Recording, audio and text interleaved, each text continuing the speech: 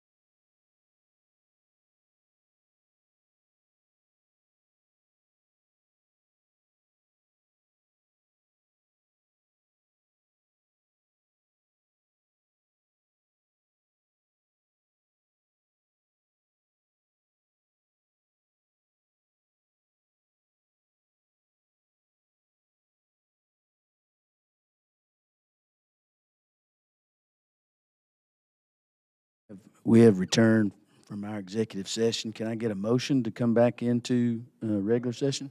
So I have a motion and a second. All in favor? That's unanimous. So we have returned from executive session. I do need a motion and a second to amend our agenda. We need to amend our agenda. This would be item 2B, to include the presentation from 2 search firms. Selected firm will assist us with our search to replace Dr. Howard prior to her replacement. Do I have a motion? So I have a motion and I have a second. All in favor? In favor, aye. We have amended the agenda. So our sticking with the agenda, the first item is going to be Mr. Sam King with GSBA is going to give us a presentation. We certainly appreciate Sam being with us tonight. It's good to see you in person. I usually see you just presenting on the big screen, so you're a movie star to me, Sam. Appreciate you being here tonight, and I'm going to move over here and get out of the way and give you the floor, okay? Thank you. Thank you, Mr. Chairman, members of the board, guests. I am Samuel King, Georgia School Boards Association, and we're delighted to be with you this afternoon to talk to you about best practices for the superintendent search process through Georgia School Superintendents Association. I will share a few documents with you that I'll ask you to keep these for supportive reading, if you take one and pass it over, because I'm going to walk through highlights for you, and this is for your reference when I'm gone. And so what we would like to do is to walk through the process, research-based process that Georgia School Boards Association provides to you as a member association. The first item that we always bring to the attention of boards, governance teams, is the notion that there are 8 domains that lead and guide the work that governance teams do, and I'm sure I'm preaching to the choir with that, but it's always important to begin here because this is actually Domain 6 personnel that links to the process of securing a superintendent as a leader for the district. And you see, taken from the standards for effective governance for the state of Georgia, you see Domain 6, Standard A, and you see element number 1. And it speaks to the work that the board must do as it goes through this process. One item that's important for you as a board is to know that the association always has the board's best interest in mind in terms of the work that you are doing. We customize this process to meet the profile that you pinpoint for your next chief executive officer, superintendent for your school district. That's really led by your blueprint, which is your strategic plan and what your needs are. And so our training is such that we provide that. You notice that element number 1 states that the board's search and hiring process results in a selecting of a superintendent with verified knowledge, expertise, skills, and prior performance history that predict successful performance and execution of superintendent duties and responsibilities in alignment with school system strategic plan. You heard me mention that a few minutes ago. That particular piece is not developed by Georgia School Boards Association, but it is taken from those required 8 domains that lead and guide the work that you do on a day-to-day basis. And so that's just a reminder that this work is linked, whether you work collaboratively with GSBA or another entity, that piece is required. And those things that we just mentioned are required in the process. The advantage that GSBA provides is that the process is deeply immersed in all of that. We work jointly and collaboratively with Harbin, Hartley, and Hawkins. The process that we're presenting has been vetted and approved legally through Harbin, Hartley, and Hawkins Council. And so the advantage here is that you then, as a board, have no reason to be concerned about the dotting of the I's and crossing of the T's in the process because there are legal items that come into play here that must be followed. Other items, you'll notice that, and I'm not going to read things that are on the screen to you, but I want to hit those as highlights. You'll notice that in the back, left side of your folders, in the back, there's a document that has this appearance. It is a historical layout of searches that the association has facilitated for boards. It gives you the name of districts. It gives you the various fiscal years, as well as the size of those districts. So you will have that as a historical pattern for you for the work that the association has done with school districts. I mention that to you because when you enter into this work, the entity that supports this work needs to be one that's tried and true, needs to be one that has been trained to do it, and it also needs to be aligned with all of the legal issues that come into play with this.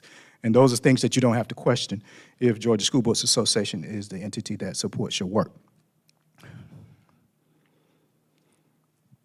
Other issues that you see here, when I mentioned being vetted and the professional development that comes into play, the uniqueness of the association, Georgia School Boards Association, centers on the notion that the team, and there's a team that focuses on this work, that team receives training on a frequent basis to do this. We are members of the National Affiliate of Superintendent Searches. That's a national entity where it keeps a finger on the pulse of all of the laws that lead and guide the effective and legal practices for school divisions and school systems. That training that the association receives as a team to support this work is linked to NAS. It's also linked to AASA, which is the National Superintendents Organization. So you know that a governance team is made up of the board and the superintendent in an aligned fashion to meet your mission and your vision. Well, if an entity is going to support your work for a superintendent search, then it should model that. And the modeling of that on our end centers on the training from AASA, which is the National Superintendents Organization, and also from NAS, which is the National Affiliate of Superintendent Searches. And so you see here that is linked to over 40 states, a database of highly qualified individuals, keenly focused within the state of Georgia as well and throughout. Training is national, regional, and at the state level as well. There's no other entity that can say that it has received that kind of training. Another item that should be really important to you as a board, you know that any new school board members are required by law to receive 15 clock hours each year of training, board governance training. Veteran board members that have been on the board over a year are required to receive 9 hours each year. When you do this work with Georgia School Boards Association, upon completion, you receive at minimum 3 hours of whole board credit for it as well. That's because we are an official provider of training, and the things that this board would have to do within these steps certainly align with the things that would warrant you credit for training from an entity like ours, because we are approved by DOE at the state level to provide that training. If you enter into a search with us, then you receive whole board governance credit for that as well. And you should, because this is something that you want to do and do it right. You can stop me at any time. I want to make this a conversation as much as we need to, but I want to be mindful of your time as well. That's why I left you in the folders more than you're going to need, but you can go through and review that and make contact with us, ask questions at any time that you need to, after I'm gone as well. All right, so state and national advertising is available. Some boards choose one, other, or a combination. You see here a snapshot of what that means across the state. Of course, I mentioned the database and the training and the alignment with Georgia School Superintendents Association, as well as other entities that you see here. Simultaneously, as you press go with the launching of your announcement, all of these entities within the state of Georgia receive these. Everything's virtual now, you know that. Once you press go, it instantly goes to all of those databases and to all those individuals that have secured licensure to be superintendent, or they have completed the requirements and they're in the process of signing off. That's important because there are some laws and expectations around that. And that's why those things are important, that when we go through this, that we are attracting those that are official and eligible to join and lead in your district. And so that's important as well. It goes without saying the national outreach that's there. For boards that want it, all of these national entities are automatically a part of your posting at your request. Ed Week, which is you see that you're very familiar with Ed Week, and I mentioned the NAS database already. I mentioned AASA, the National Superintendent's Organization, for posting. Also Top Jobs and Frontline, which used to be AppleTrack. So we work with that system as well, as Teach Georgia, and I mentioned that earlier. So multiple entities at the national level as well as within the state. What I'd like to do here is to talk to you about the framework. I mentioned research-based. Everything about the process that Georgia School Boards Association walks through with a board is linked to the research, all research-based, and I'm going to share that with you in a minute. The board is always in the driver's seat. We work for you, facilitate the process for you. What we will do is give you those indicators where each of you will answer questions within some indicators, and you're going to see those in a minute. For example, there's one called experience, another called licensure, there's another that's called teaching and learning, there's another called personal qualities. You get the idea. You answer questions individually about those things, and all those things come from the research. When you answer those questions, the association does an analysis of that and reports it back to you. That analysis will give you a profile of what you've said. That analysis says to you, here's what you said you're looking for as far as the attributes in your next superintendent to lead this district. It's not something that is just something that's nice to do. The information linked to the research is around effective educational leadership, and it gives you an opportunity to answer those questions. Again, once you receive the analysis, you have an opportunity to tweak any of those. And that's what being in the driver's seat means for you. Then we will post that based on what you approve. There will be required attributes based on your analysis, because there will be some things you say, we must have these things. There will be others that are preferred attributes, and so they will be listed in that announcement that goes forward. The intent of that is to attract the best fit for you based on what it is that you say you're looking for profile-wise. That is in your folder as well. So you see this, we'll establish the timeline based on your expectations. We always recommend that the announcement is posted. We recommend 6 weeks. Some boards tweak that a bit and decide they want to do a little less, but it leaves it out there for a month and a half for candidates within your area, candidates that are internal also, candidates around Georgia and the region have an opportunity to see that. And then once it goes forward virtually, instantly, all of those other databases will also have those instantly as well. These things you see here all relate to what I just mentioned about that survey that you'll answer questions around. From that survey, we will build your vacancy announcement. The association team will reach out to your designee that you select to provide information to describe all of the great attributes of your school district. For example, population, number of students, number of classified staff, number of certified staff, etc.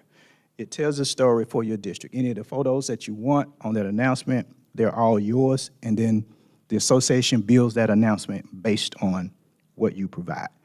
Nothing goes forward without your approval. It comes back to you. Here's a draft announcement.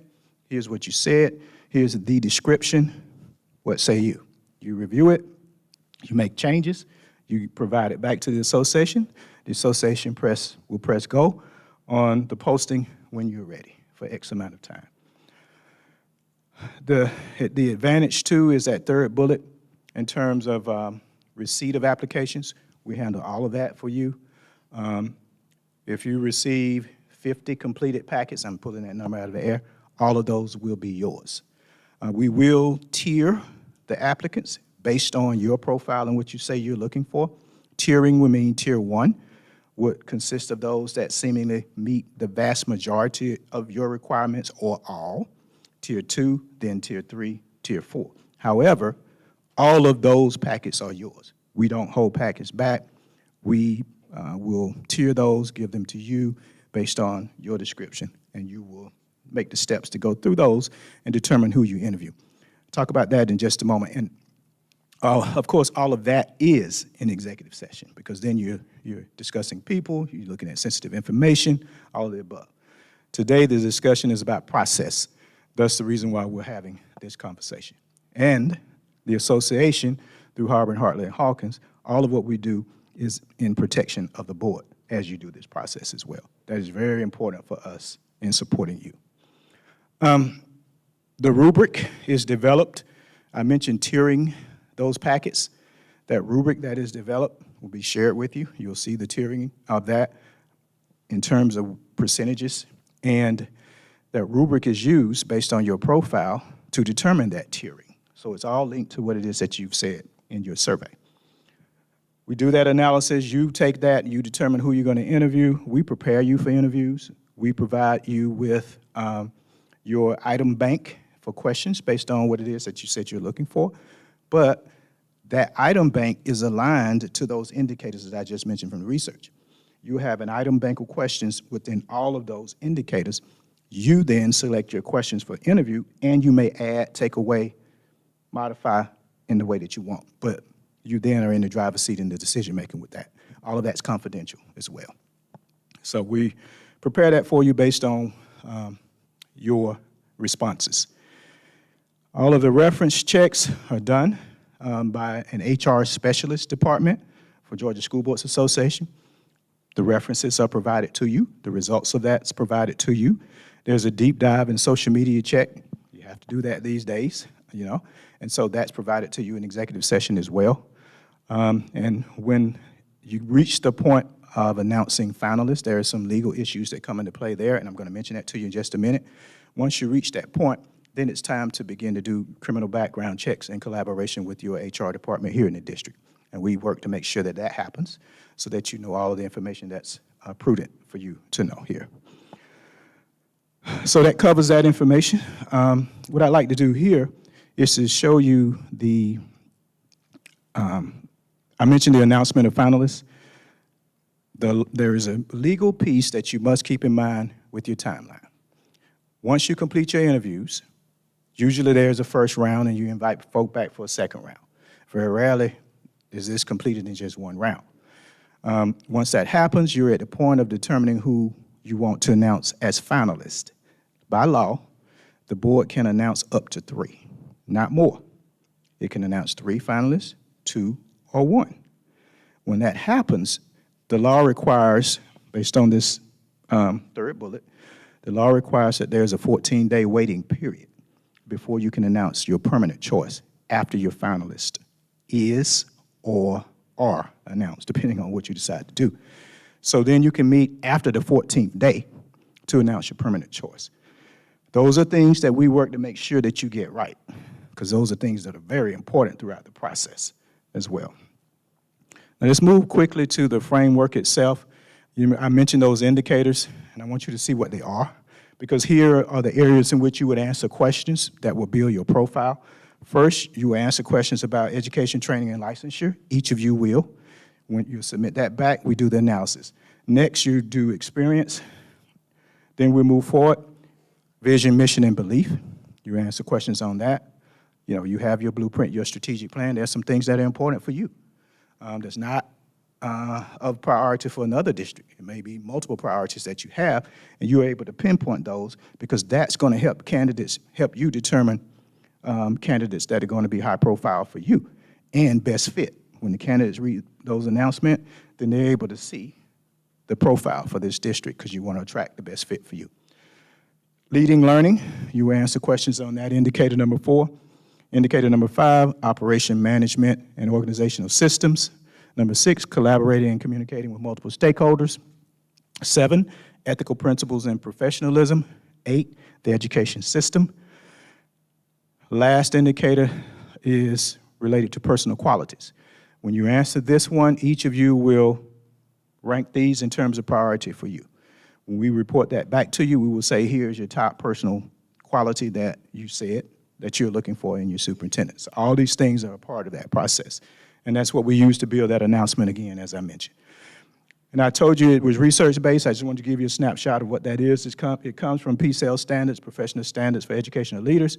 Also comes from the ISLIC, which has moved to PSEL. And this is where that research comes from. Again, not created by GSBA, but taken from the research. Here again is another snapshot of it.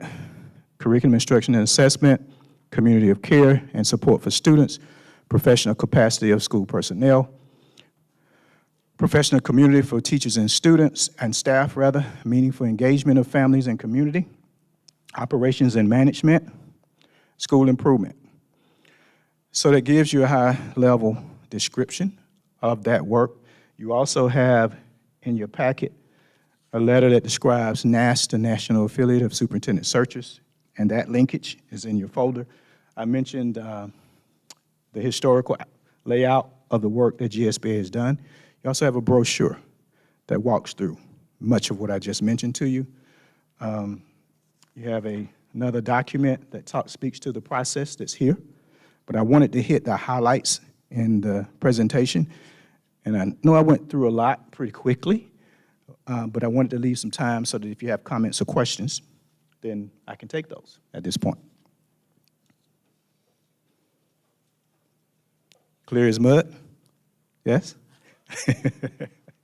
Questions, comments, any? No? All right. My pleasure. Well, you know how to reach us. If something comes up, if you have any thoughts or questions, just let us know. We'll be happy to support you.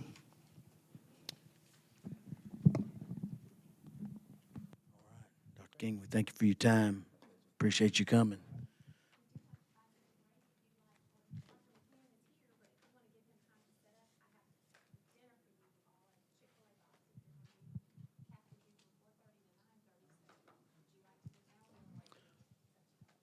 I'm good now.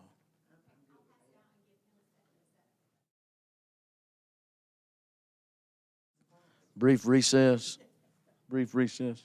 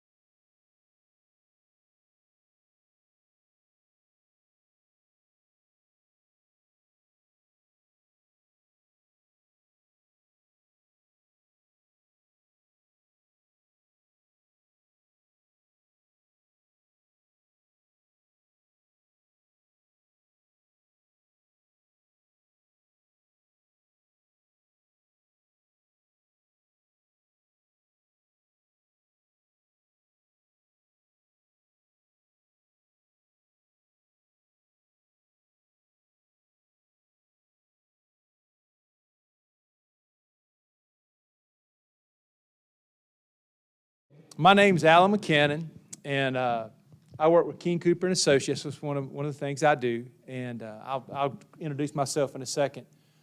We're a little bit different. You know, we GSBA and King Cooper, let's just be honest, we're different. You know, GSBA is a great organization that does wonderful things across the state of Georgia, and King Cooper is a small firm that specializes in superintendent searches. That's what we do. And so I think the world of Dr. King, and it's always, we sometimes bump heads, we bump across each other, sometime in our past, and you can't go wrong with the GSBA, and we always want to say good things about them because we think a lot of GSBA. Okay, so King Cooper and Associate, this is presented by. So first of all, board members, I want to thank you so much for allowing us to present. It means a lot just to be asked.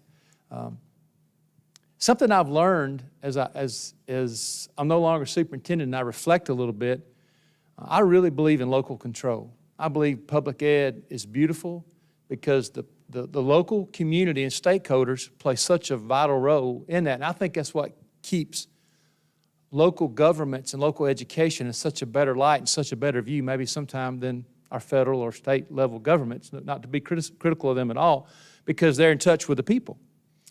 And so one thing I try to always tell people, I do a lot of board trainings in my day job and stuff like that now, but you are guardians of local control. No one has a more important job in preserving the local control of public ed than board members. You're the most important. You're more important than the superintendent. You're more important than the teachers in that aspect. You're more important than anybody. You play the critical role in preserving local control. And so I believe in that. And I just want to tell you thank you. Thank you. And so appreciate what you do and never forget how important what you do, how important it is. You know, this is an important time in your school history. Anytime you hire a superintendent, that's one of the most sacred things that a board does. And we understand that at King Cooper. Real quick about myself, I don't want to go on that too much. I was in education. I'm still really in education. I was formerly employed by a public school system for 31 and a half years. I was 9 years as a superintendent. I was a couple time finalist for that. I'm not telling you that to do that, but I'm just telling you that I had to get along with board members because board members nominate you for superintendent of the year. So I got along well with my board, and I just wanted you to know that. That's important when you're a board member. I will tell you this. As you know, Madison County borders Jackson County. I know you know that. So I understand a little bit about North Georgia. And out of my 29 of my 31 years in education, 31 and a half, I spent time in Madison County. I'm originally from Madison County. So I've interacted a lot with Jackson County. I've interacted a lot with some of your neighboring systems within your county. So I know a little bit. I have a pretty good understanding, not the best, but I have a pretty strong understanding of some of the dynamics you guys face, some of the issues you face. I mean, I get the Main Street News. I read your newspaper. I read your newspaper every week. So Madison County being so close, but I want to tell you this. I have great respect for Jackson County schools. Dr. Howard doesn't even know this, but when I retired, I knew I was going to keep working. I almost thought about just coming back half-time, maybe being an AP and maybe doing some stuff. And the one system, the first system I was going to contact, and this is true, was Jackson County. That's how much respect I have for Jackson County. I just think it's a great place to live, and I think it's a great place to work. And you guys got a lot of good things happening in Jackson County, and I mean that. Okay, so let's go over some stuff. How much time do I have? Make sure I stay on time. Oh, great. I thought I did that. Just want to make sure. So one of the most critical things that you're ever going to do as a board is hire a superintendent. And it's a complex issue, and I applaud you in this. I applaud you that you are looking at getting some type of consultant services. I recommend it. Sometimes we watch boards that do not, and we watch from afar and see how things transcend. And I think it's wise that you do. I like the direction you're going in. I think it's important. We've been doing this, King Cooper, since 2001, but some of the gentlemen that I work with, and they've been doing it even before then with superintendent searches. We do one thing we want you to understand. It's It's a little bit, I wouldn't call it David and Goliath, but it's a big organization, a small organization. But the one thing about being a small organization, we try to limit how many superintendent searches that we do. And so we're never going to overbook, and I'll go over some of our staff in a little bit.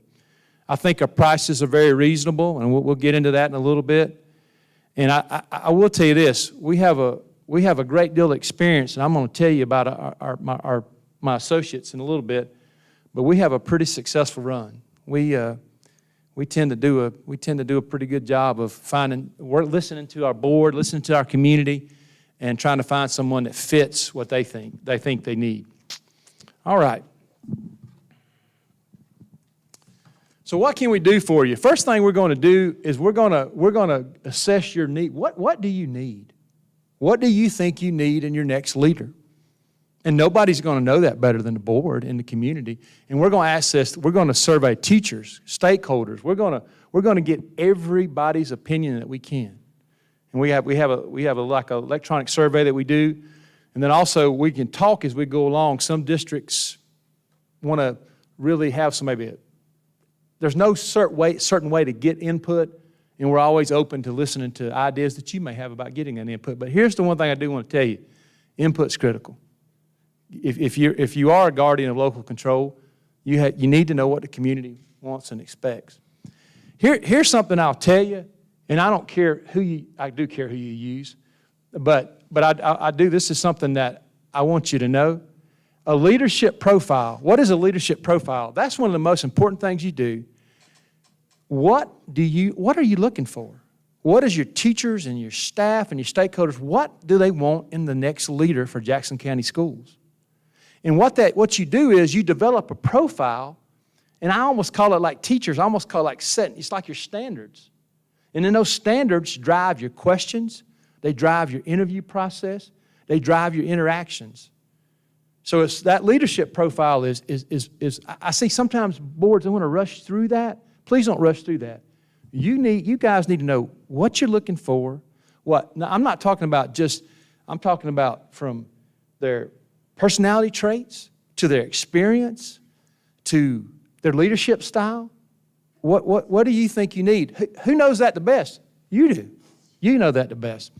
Well, you need to establish some timelines. We'll talk about that. I'm going to give you a sample timeline. You need to develop and distribute some application materials. We'll advertise your position. And one thing we'll do, too, is the staff I'll show you in a second, we recruit. We kind of get an ear for what you're looking for, and we'll start doing some recruiting.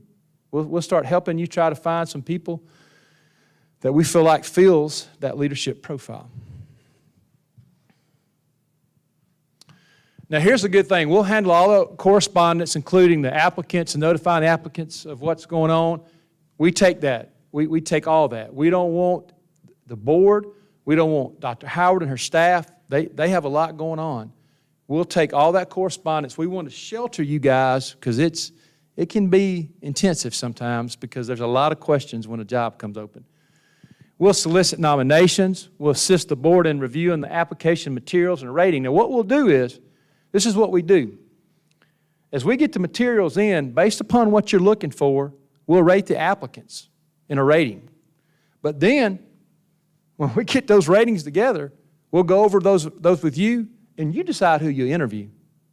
You'll decide who you interview. We'll try to give you a ballpark, but invariably, boards will always have a feel for a character, a certain applicant, because of their character, their leadership style, that maybe didn't quite, maybe needs a little more experience or whatever. Maybe their background's a little narrower than they thought. That's okay.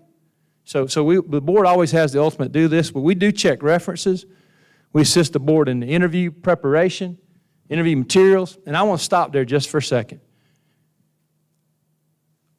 And all the searches I do, I'm going to tell you this, board, spend a lot of time on your questions. I know it sounds boring, questions.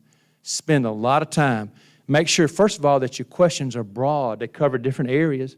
And make sure they're specific. Make sure that they are getting at the information you want to.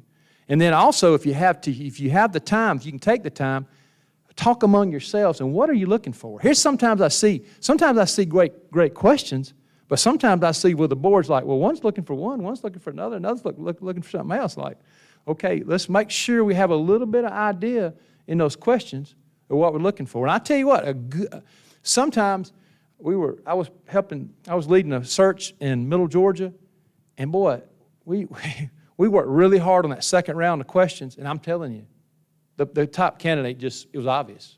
I mean, it's almost like a light bulb went off because the board spent a lot of time wanting to pinpoint what they were looking for, and one candidate it was just obvious where it was done. Once those references were checked. We'll select candidates for interviews. I would say, so what we'll do is, then we'll assist, after you do the interviews, we'll assist the board in ranking the candidates based on the interviews. You'll select some finalists that you want to interview. Then we'll start doing some salary stuff, benefit stuff. It's good to have a window. I'm going to tell you something. This is just my opinion, but it's good to have a window already because sometimes certain candidates' salary can be an issue. I'm just going to be honest with you. So it's good to have a window already set. Not specifics, but it's good to have a window already set. I'll be the one, as long as you want me to, I'll deal with the media, we'll do press releases, we'll get that public input, we'll make sure that public input is involved in this process. We'll make sure you follow legal guidelines. You know, you have to 14 days, you have to name a finalist. You know, there's two trains of thought on that. Some districts name 2 or 3 finalists or boards, some name 1. There's not a right or wrong answer. We encourage people to think about 1 because sometimes that, if you do 2 or 3, it shows you're not quite decisive on who you want to choose. But that's up to you, and we'll work you through that process. You already had your whole board training, I think, with Dr. Cook, if I'm not mistaken, so you don't need to worry about whole board training. Dr. Russ Cook is fantastic. Now, here's the great thing about us. We're flexible. We don't have a set way we always do things. We don't have a boilerplate. You sit down and tell us, here's some specific needs that we think are different in Jackson County. How can you incorporate these needs into the process? And then we'll sit down and work it out. So sometimes what we do in one county might be very different from another county because that county or school system or whatever it is needs something different. So please understand that. We're always willing to get out of the box. So the components we offered, please, they aren't always included. So if there's something you've heard about that you'd like, say, I got a cousin that lives in South Carolina. He or she's on the board, and they did something we think's really interesting. Let us know about it. We'll try it. We'll give it a whirl. Now here's the point I really want to stop and talk to you about. Here's the heart of King Cooper, and you can see it's not a big organization. There's 5 individuals there, but I want to tell you about these four individuals. First of all, this is Frank King, where the King Cooper comes. Frank King was a superintendent for 22 years. He's been working on searches since the 90s, okay? He is one of the godfathers in hiring superintendents, and he's my right-hand, my right-hand man in this. We work together on our day jobs too, and I'm telling you, to have Frank King working and helping you is a tremendous asset. Then we have Dr. Sandy Addis, who was head of Pioneer RESA, who was a professor at Clemson and dropout. He's done an enormous amount. Dr. King was superintendent in Middle and South Georgia. Dr. Addis was RESA director in North Georgia, and he's done a large amount of searches in North Georgia. Dr. Jack Parrish was superintendent in Henry and then superintendent in Clark. So we have someone that has a metro experience. Then we have Dr. Bill Truby, who was a professor at Valdosta State. But Dr. Truby was a superintendent in Lamar County, which is Middle Georgia. And then we had Dr. John Laracy, who was a superintendent in Charlton County, that's deep South Georgia, as you know. And so we have the whole state covered. So we can, if you have someone in the state of Georgia that we need to get some information on, it's really hard for us not to be able to get that information. Really, it's pretty easy for us. And so this team is behind everything we do. And I run everything by them. I run, as we're going through the process, we send out emails, we communicate, and we talk. And I know you guys don't know those guys, but Whew, that's some heavy hitters there. I'm the weakest one in that link, if you want to know the truth. I'll go ahead and tell you. And I think I just hit the wrong button. There we go. All right. Make sure there we go.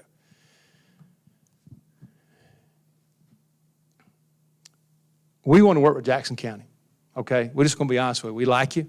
We think you're the right system. Sometimes our organization, sometimes some large Atlanta districts feel like they need a little larger of an organization. We understand that. But I want to tell you, we do searches for systems your size all the time. Matter of fact, the last system that I led a search for was point on. It was a 2 high school system. Pretty kind of reminds me. And they even had a city system within that school system, within that county. So we want to be involved in all the aspects, and we want to get you. The main thing is we want to get the right fit for you. Okay, the right fit for you. Our fees are very reasonable. I'll share with that. I'll share because we want to be forthright about our fees, and I'll pass something out to go over that in a little bit. But I think we're very fair. All right, let's get an idea of what happens. Okay, here's this phase 1, and this is what you do. This is kind of the things. The first, you'll need to meet at least twice or possibly 3 times. You can either meet twice before your first interviews, or you can meet once, and that's your decision. Okay, and I know I need to hold the mic a little closer. So the first meeting you're going to do. Let's kind of walk you through what's going to happen. You're going to get your planning and your input. We're going to explain the process. We're going to let you ask questions, so let you have a chance to digest what's going on. And here's a big thing we do. We got to establish those timelines pretty quick. One of the most important things is all right, when are we thinking about interviewing? When are we thinking about possibly doing our second round? Because there appears to be a lot of openings across the state. And, COVID's taken a toll. Let's just be honest. Let's walk in the front door. We're transparent. COVID's rough. It's superintendents have went through things that I never thought they'd have to go through. So there's a lot of openings. So we need to no matter what decision you make, my recommendation to you is you get together, get that timeline set, and get penciled, so you have those days penciled out. So as you go through that process, you'll know when you're going to interview. And then you need to work on that leadership profile. But you know what? You need to start on that leadership profile today. You need to start thinking about it today. You need to start thinking about, you need to talk among yourselves, talk to somebody in the community. And then we start planning those surveys, and we're going to survey everybody that we can that wants to, and we're going to look at that information. So then after that meeting, we'll develop and distribute the application materials. We'll advertise the position on the internet in appropriate publications. We'll solicit nominations. We'll recruit candidates, and we'll manage all your written, electronic, and oral correspondence with the applicants and those referring agencies. We're going to assist the board in reviewing the application materials. We'll thoroughly check the references. And then we'll assist you in rating those applicants for interviews. And we're going to use that profile, but you'll decide. The ultimate decision is you'll decide. Now, I'll go ahead and tell you, we usually do this at the end, but let me tell you one thing. We don't ever take a job unless the board understands you're picking the superintendent. We're facilitators. You're going to pick it, okay? And if we ever have the feeling that a board, which it doesn't happen but rarely, if we ever have a feeling that the board's not really kind of wanting to push that on to the consultants, we don't want the job. We'll just be honest with you. I don't think that's going to be a problem here, but we just want to make sure. We just want to be open. We just want to be transparent with it. Here's one of the most important meetings you're going to have, this interview preparation. The best interviews are the time the board works the hardest on the questions and has a good idea what they're looking for. They have those standards from that leadership, and those are the best. And then what we'll do is real simple, you'll schedule and assist the board and conduct, I'll schedule and consist of those. I'll do all the scheduling because sometimes you can pull your hair out. You see what happened to me? And then we'll do the follow-up interviews, and we'll plan and assist you on those things. At the end, we'll look at some benefits and salaries. We'll help announce the finalists. We'll notify the board's choice. We'll notify the applicants there's no longer consideration. We'll help with the contract if you want us. Some people don't want us, and that's up to you. And then we'll work to you to help get that superintendent announced. So let me put this down for a sec.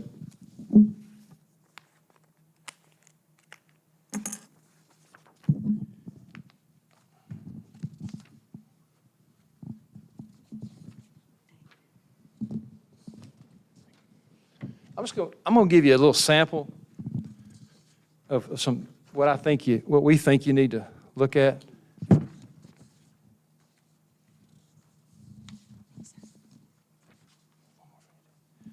All right. This is not very specific, but this is just, instead of using this, let's look at this right quick. So if you're in a hurry, and I shouldn't say hurry, if you think time's important, I'm going to give you a little bit of a, this is the role of a consultant. I think it's important that the superintendent gets hired in a timely manner so that there's a smooth transition and so that they can have a little bit of input in the budget. And that's what a consultant does. They give opinions, and that's what they, I just think that's a lot better when the superintendent comes in, they have no impact in the budget. They didn't get to see what's happening with the budget. They didn't get to understand the budget process. It's just such a great learning process for them to see how things run, how things work. They have the time to communicate with Dr. Howard and staff.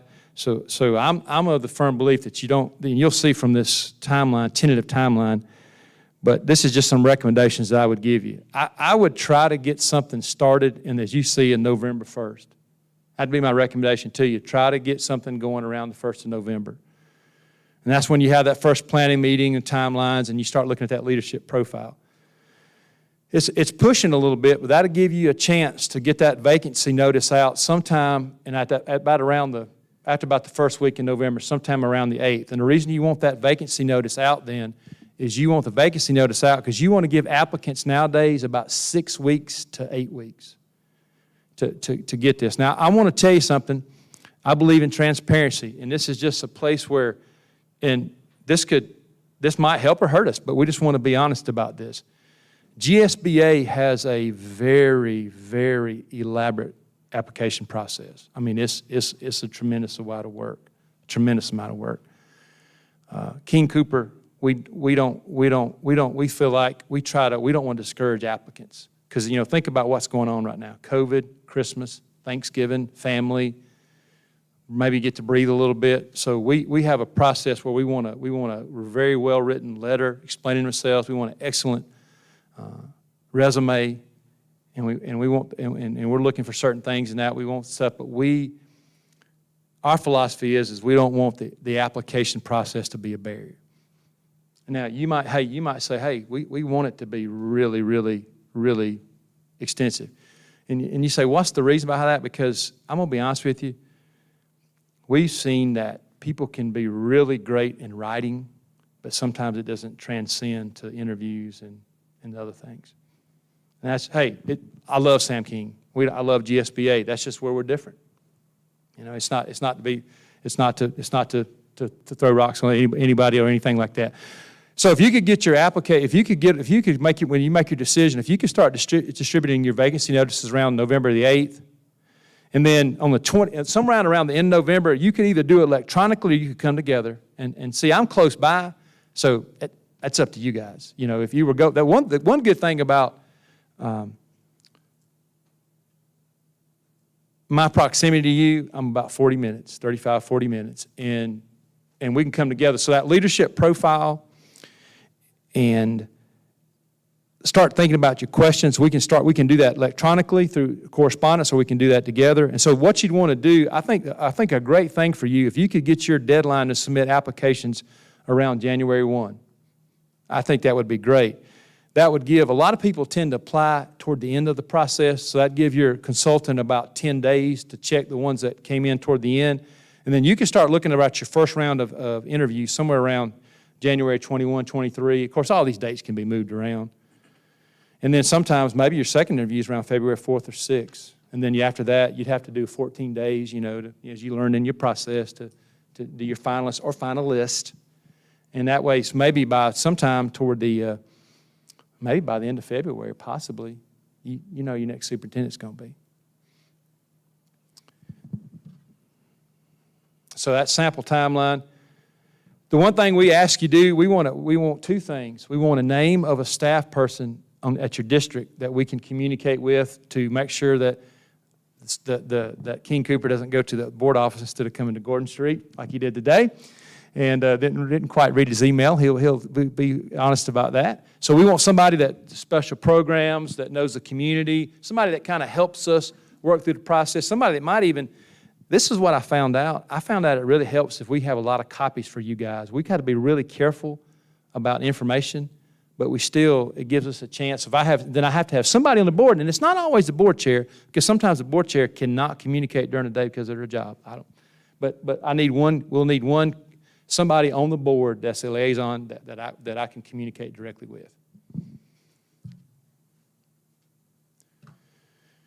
Okay, went over a lot in a short time, and so let me tell you, let me go over our 3 non-negotiables real quick. Okay, we already went over 1. You pick the superintendent, we don't. Number 2, you don't pay us until you're satisfied. So this has happened to us. We get through the end of the process, we don't feel good about it. Well, let's do it again. Let's start over, and that's how we do it. If you don't agree to that, we're gonna make sure you get the candidates you deserve, and then we'll talk about compensation. And here's my last thing, and I want to be honest about it.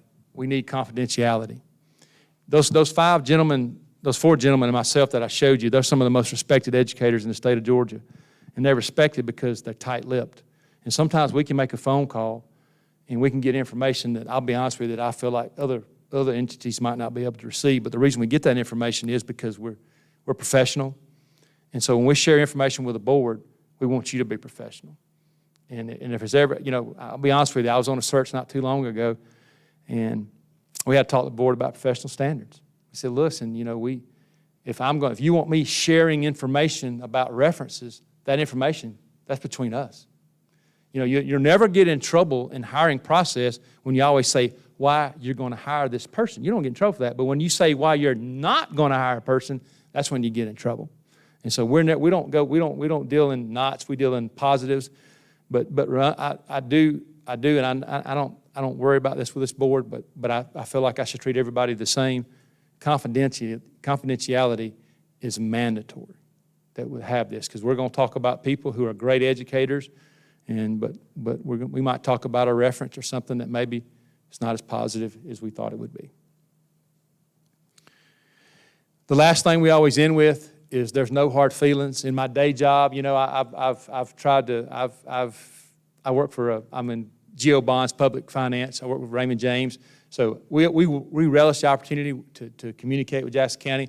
There's no hard feelings. We totally understand. If I see you out, if you don't make our decision, hey, smile at me, talk to me. And we'll wish, and I tell you, I wish you the best. Do you have any questions?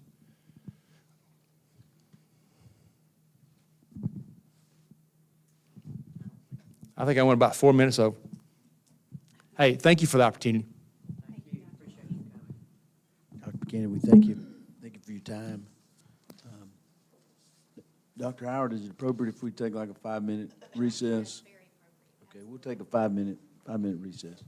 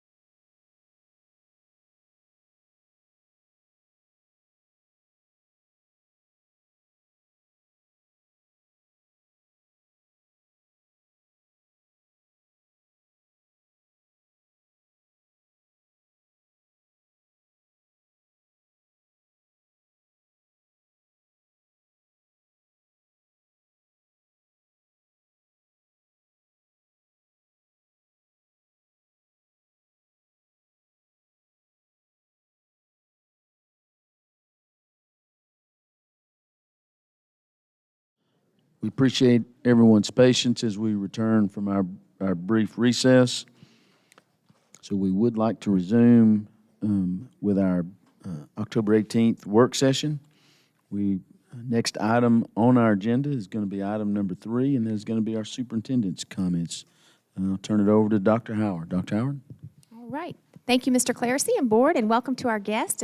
Got some of our school leaders coming in. Welcome. Good to see you, and hope everyone, including our families, enjoyed a nice break, coming back refreshed and looking forward to a great second 9 weeks. Hard to believe our first semester is well in order, but it's been a great return today.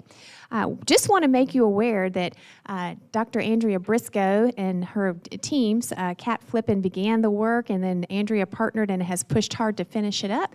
And we're going to have an amazing new website that you're going to launch on Friday, correct? So just want our board and our community to know that we're excited about the refreshed look, and we hope that it will provide a great platform for our digital footprint and provide easy access for our parents and stakeholders, and we look forward to that. And I think she's going to give you a preview of a couple of things at some point, so we're really excited about that.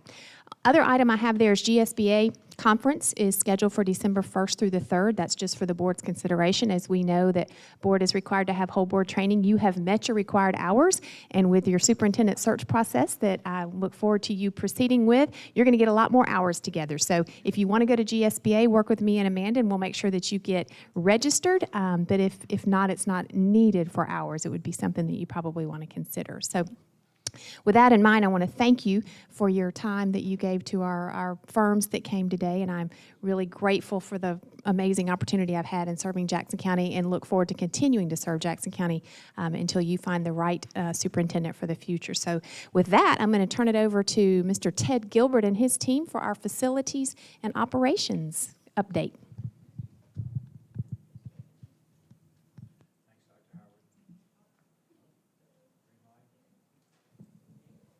Check, check. There we go. Thanks, Dr. Howard. We are presenting you the normal things we do every month, and then a couple of other things. And Josh Patton will give you the summary on the monthly projects update, because I misspelled something. We'll let everybody search for that one, see where it is, Ted. First one on there is Empower College and Career. We took last week to seal and restripe the parking lot. It's turned out great. Made a big difference on the exterior of the building. We still got admin office reconfiguration going on there as well. East Jackson Elementary outdoor classroom. We got some pictures that'll follow in there. Wrapping that up probably this week. The new middle school on Skelton. Got some dates in here. Revised cost estimate coming in this week. We'll be putting that out for bid on November the 4th, with bids due on the 9th. Hopefully by the 17th we'll have a GMP. Upcoming projects under consideration. We've got, of course, the middle school at Skelton. Site work on property we're looking at on north of 85. Sorry. HVAC replacements. New turf at East Jackson High School. Additional renovations at East Jackson Middle. And then wrestling room at Jackson County High School. And then the chamber moving in at Empower. And we can scroll through, see some of the pictures. It's a monument sign at West Jackson Middle School. It looks better than that. Yeah, Ted took that picture, by the way. It's a little fuzzy. Yeah, and I didn't point out his misspelling. I don't know if anybody's seen that there. Yeah. So, yeah, he did it on purpose.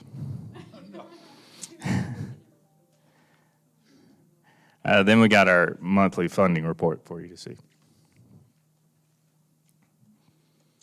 Anybody has any questions, we'll be glad to answer.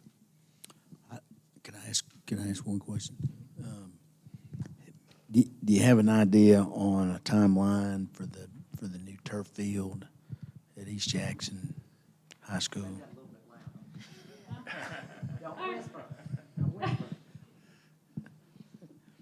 Well, I will speak as loud as I think I can.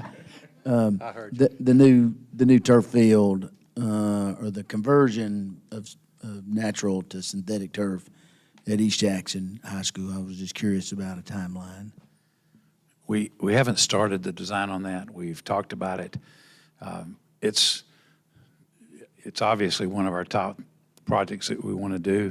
The key on that one, as we all know, and I've talked to Mr. Hollett about it, is there's lots of use of that field, the stadium field, during the year, both in the spring and the fall, so we've got to figure that out.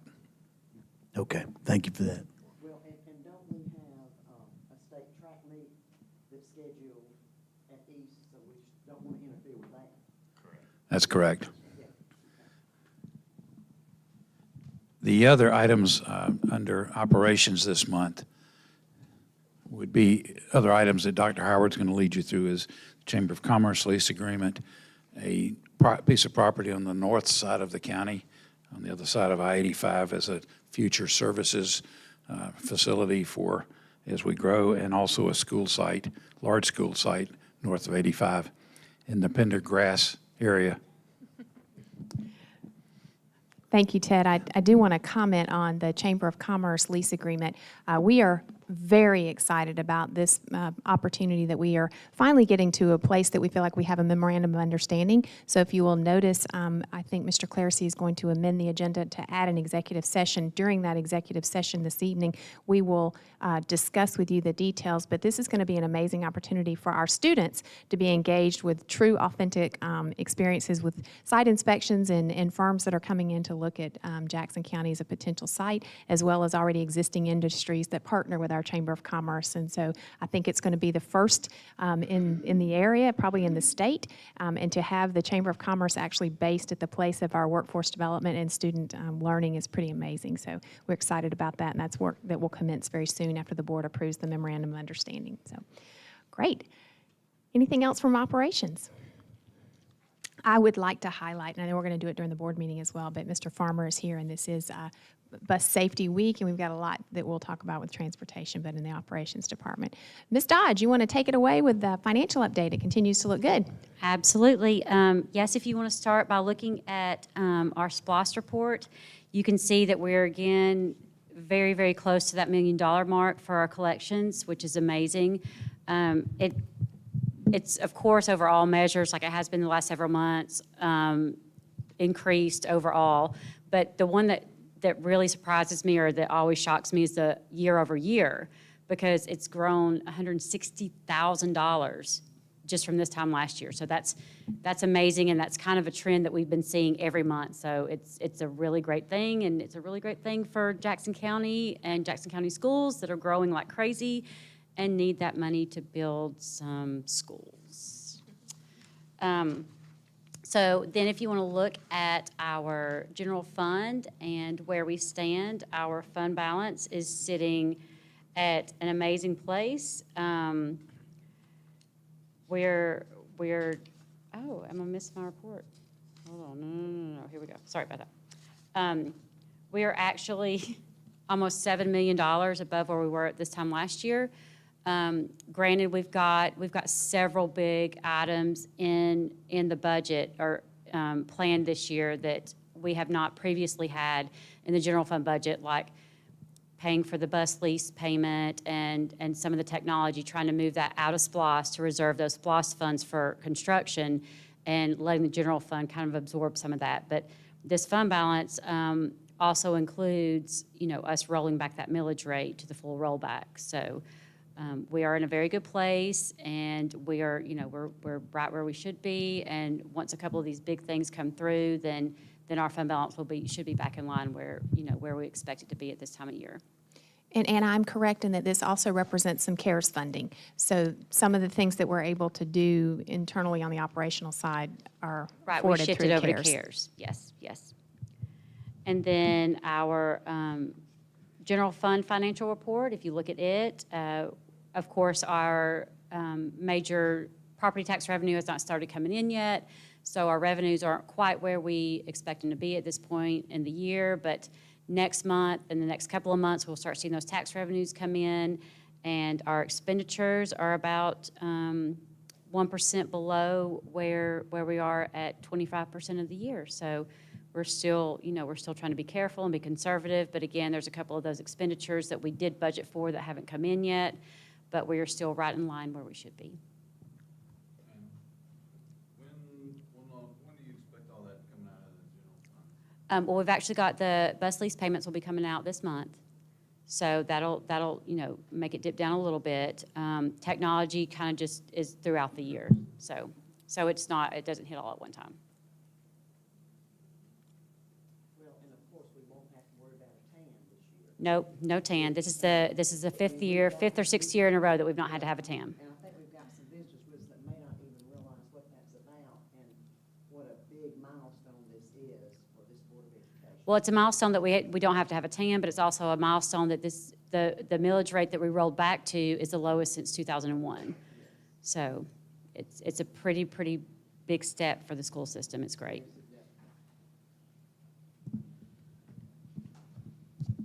All right, thank you, Anna. I think second what Ms. Wheeler said, and I just want to again thank our school leaders continue to be very cognizant of prioritizing our needs and protecting the integrity of the school district. So thank you very much.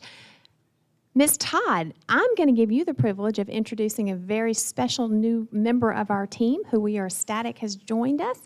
Sitting beside you is Ms. Fran Dundor, and I'll turn it over to you. Awesome. I'm excited to have that opportunity. This is Miss Fran Dundor, and she is joining us. Today is her official day, first official day as our Assistant Superintendent of Teaching and Learning. So we are thrilled to have her.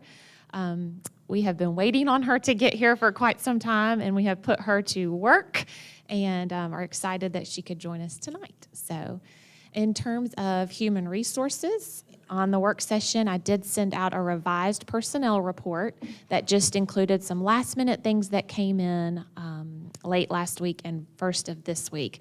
And those were highlighted for you, so you can see what was added from the report that you received last week. I will say a principal and I talked today and decided we weren't going to talk about it too much, but we have several schools that are 100% staffed right now, which is phenomenal. But we're not going to talk about it too much. So we are very pleased that where we are right now personnel-wise.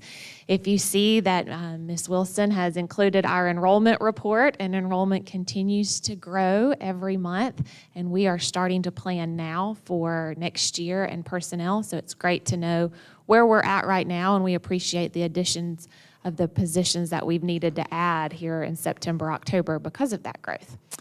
And then the last thing under human resources is our policy revision for leaves and absences. The board has had a chance to just look over that, and that's just some revisions and updating that policy with just some current language and practices that we use. Any questions? All right. Thank you, Ms. Todd. Continues to do a great job, and thrilled that you're here as well, and thank you for that update. And I do want to say before we pass the baton that I'm delighted to get to work with Ms. Dundor. She's been a leader at the high school level, a leader at the elementary level, and a district leader for teaching and learning, and she has a lot of work ahead of her, but a lot of great work to follow. So it's going to be exciting to partner with you. Thank you. It did not take me long to learn. I have a fantastic team to work with, so I'm very excited. Thank you. And we'll make her report next time. We don't want to ask for that on day one. We'll give her the night. That's right. I believe the last item of our work session is performance through personalization. Just wanted you to know a little bit about what that means and what we've done so far. I think at a previous board work session, we talked about Eric Scheninger came to visit us and launched our school year and gave us the charge to really how are we going to shift from management to leadership. Had a little bit of disruption there in the very beginning of the school year, but I think we're very much back on track. We had an excellent visit where we got to go to both of the high schools as well as South Jackson Elementary School and West Jackson Elementary School. What's really, really cool about this is he continues to blog and tweet and post, and I got an email today. And so today, I think it was South Jackson was maybe highlighted. So we're getting some national press and publicity and recognition for the work that our schools and our leaders and our teachers are doing. And then we're going to continue that. We actually start tomorrow, so we're going to bring Fran with us, and we're going to go out to schools and get into the classrooms and really see if the efforts that the goals that we've set forth, do we have the evidence that it's having the intended impact? And what can we do as a district to support our teachers and our leaders in our schools to make sure they're successful in this transition from focusing so much on management really to performance through personalization? So each school has their own goal, or not just a goal, they have a set of goals, and they've shared those with the district office. And so getting out, getting into classrooms, being able to collect evidence and provide some feedback, because there's nothing more important than what happens in our classrooms. And the only way we know how to support our teachers and our leaders is by being in classrooms. So in the next 2 weeks, I think we're in every school. So we will continue to share that story with you and share some of that evidence. If you don't follow Jackson County Schools on Twitter, I would love to think that you do. But if you don't, I would love for you to do so, because we will continue to post out the evidence of the performance through personalization, partially as a promotion, but really just the recognition of the amazing work that's actually happening in our schools. And sometimes the negative items get more publicity and attention, but we're all here to educate kids and provide them with a better future, and our teachers and our leaders do that every day. That's all our comments. Thank you very much, Mr. Nicholson, and we're looking forward to more school visits. All right, we'll adjourn our work session. Does any of you guys need a break? You good? Okay. Are we good to roll into the next one?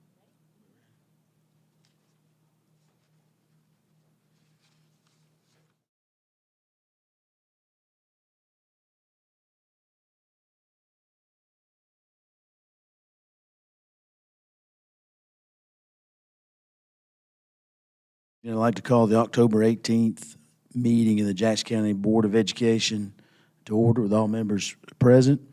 Our first item is the Pledge of Allegiance. Could we all stand, please? Yes, Ms. Alice.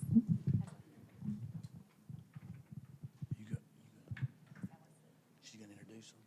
Okay.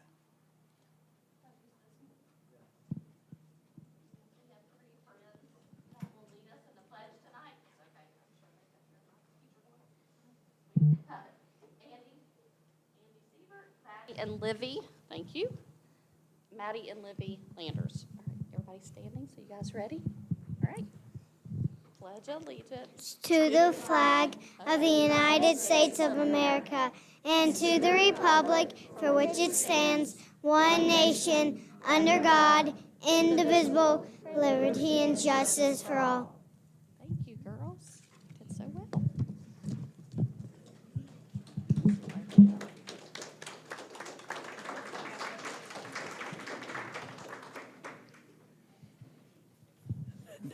Nothing better than starting off a meeting with three pretty little girls leading us in the pledge.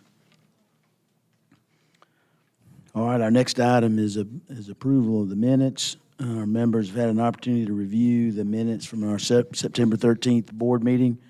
Does anyone have any corrections to the minutes?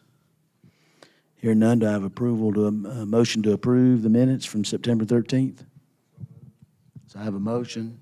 I have a motion and a second. All in favor? That'd be unanimous.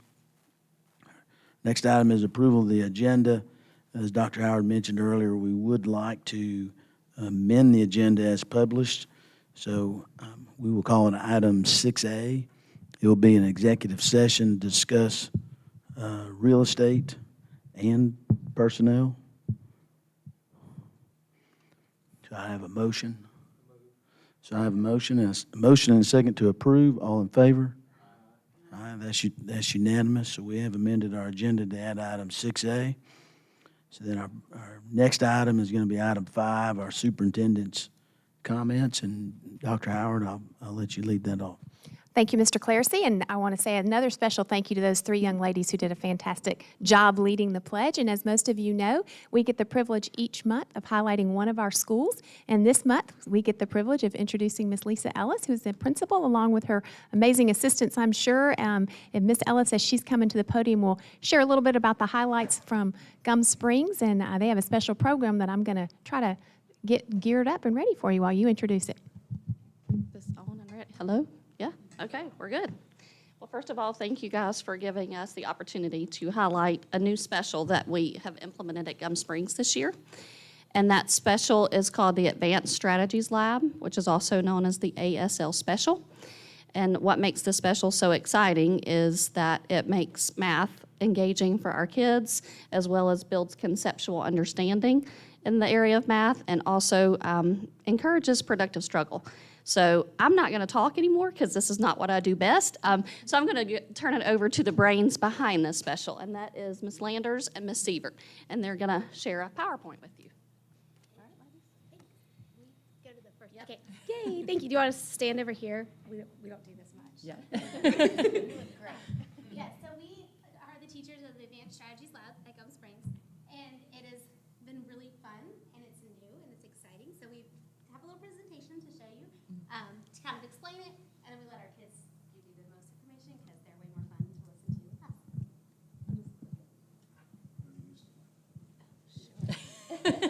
We'll go ahead and get started. So first of all, thank you, Ms. Ellis, for asking us to come and speak tonight. You know, this is something that we've actually been in the works a couple of years in the making, and thinking about this and planning and actually getting it implemented. And so it's something that just our math heart, just seeing our students and seeing we've both had the opportunity to teach in several different districts, and just seeing across different grade levels, across different districts, that there just is a need within all of our students to work and to build that, like Ms. Ellis said, that productive struggle, and to work on problem solving, but to make it fun and engaging, especially for our littles. And so that's really our heart behind this special. And so it is primarily math-based, and so that's really where we start, but we also bring in other aspects. And so we try to do everything in a game base, but to let the kids work on math fluency and problem solving, as well as collaboration and that productive struggle. Again, we keep saying that, but it's so important for our students to have that. And so really that's what our special is all about. And so we do that through bringing in, like I said, math games. And so if you'll go on to the next, thank you so much. Why we wanted to focus on math. Math is so important. You know, as adults, especially in society, we know how important math is. And math really is the foundation for a lot of different things as our students head out, they leave our schools and head out into the workforce and become productive citizens in our society. We want them to have this foundation, but to build a love for it. And so we feel like we can start that at a young age.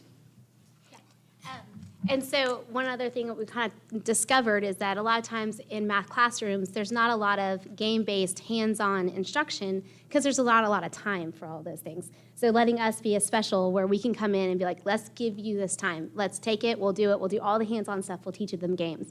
And so we thought about, well, where do we start with that? We know math is important. We know kids use math every day, everywhere. But when you ask them, why is math important? They usually don't have a good answer for that, right? They're just like, oh, well, money? Like, that's all they can ever think of.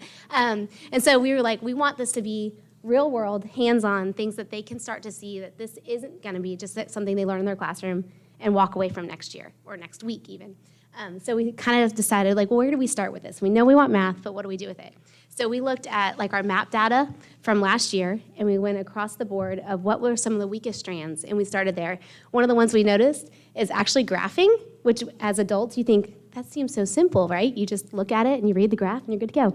But it's one of the weakest strands, not even across just our school, but like Amanda said, we've been in different schools in different counties, and it just seems to be an issue all across the board. So the very first thing we do every day when the kids come into us is we have this little graphing board, you can see it in the corner, and we ask them a question. So simple. Today's question was, what'd you do over fall break?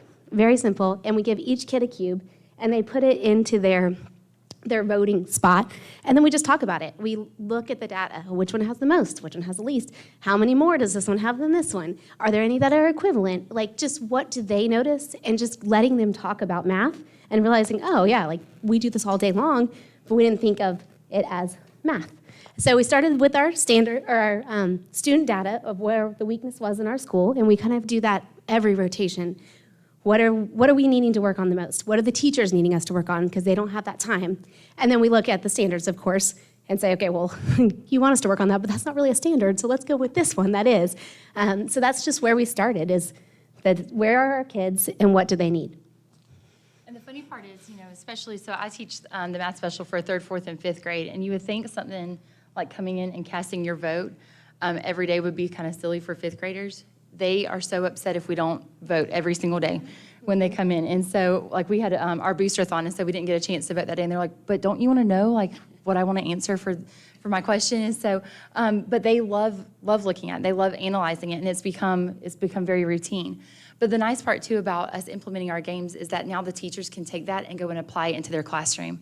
And it's not anything that they have to worry about setting up or teaching the students. They already know how to play these games, how to implement this into their math workshop, and it's ready to go into their rotation. And the teachers have really enjoyed that as well.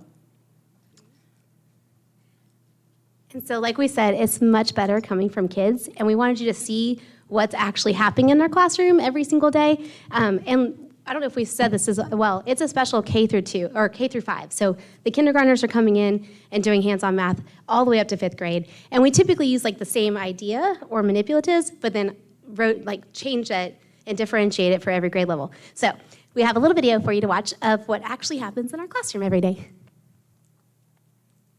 A stands for advanced, S stands for strategy, and L stands for learning Latin. Perfect.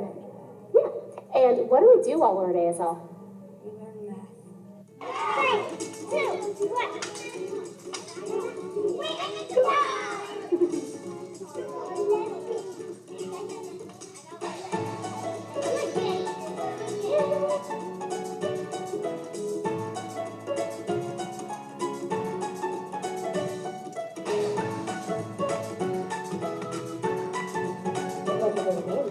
Betweeners with decimals. How do you play it? You have 3 people and you're supposed to have 3 dominoes and you have to compare which one is greater and which one's between and which one's the least.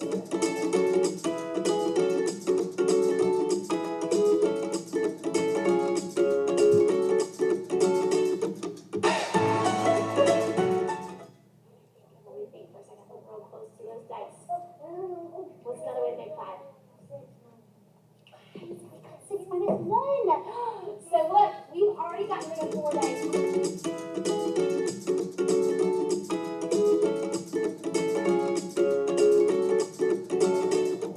dice and dominoes. Yeah, what do we do with our dice and our dominoes? We play games. Love it. What's your Where someone has the bigger number and if you have the less number. war? That's next game.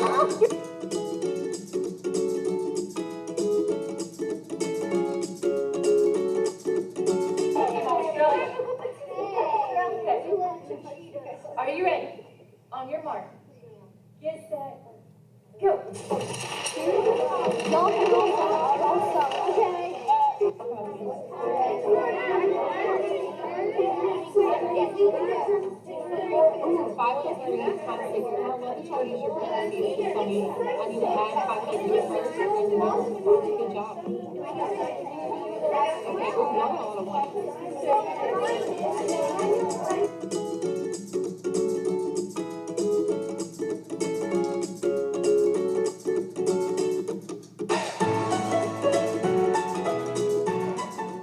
My favorite game right now, where we went, I like when you put your cards in your head and then you get another person and put it in a card, put it in his head. Then someone needs to say the number, the whole, and then you need to guess your number in your head.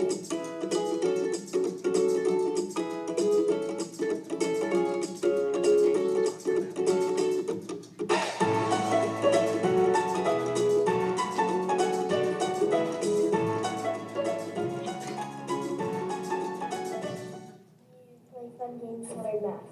And what's your favorite game? Salute. How do you play Salute? You have cards face down, and you have either 3 or 4 people, and one person says salute, and you lift it on your head, and they tell you you multiply, they tell you the answer of all the cards, and you try to guess what card it is without looking at your card.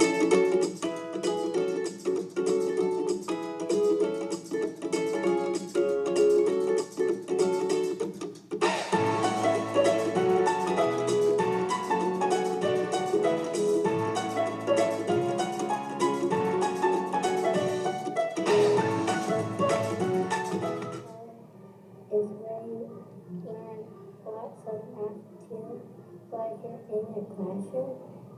And my favorite part is ASL is when we did the cards. What was your favorite card game you played? Sevens. How do you play sevens? So you put 7 down, then if you find 8 or 6, you put those down. So you keep going up or down. Love it. Do you like ASL? Do you think we should keep it for next year? Yes. I like math. Love it.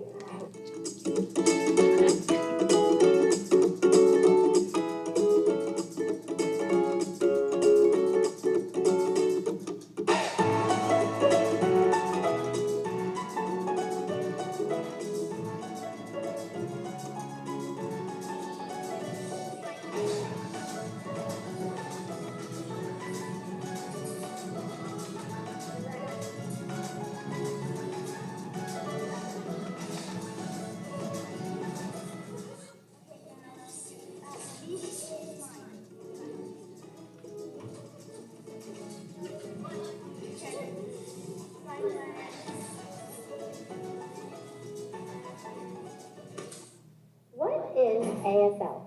It's Advanced Strategies Lab. And what do you do there? You learn math by playing games.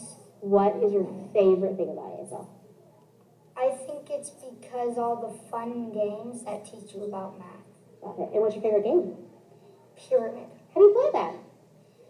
You stack a pyramid of cards on it flat, and you have to do the cards that are uncovered to make matches of 10s, like 9 and 1, 8 and 2, 7 and 3, 6 and 4, and 5 and 5.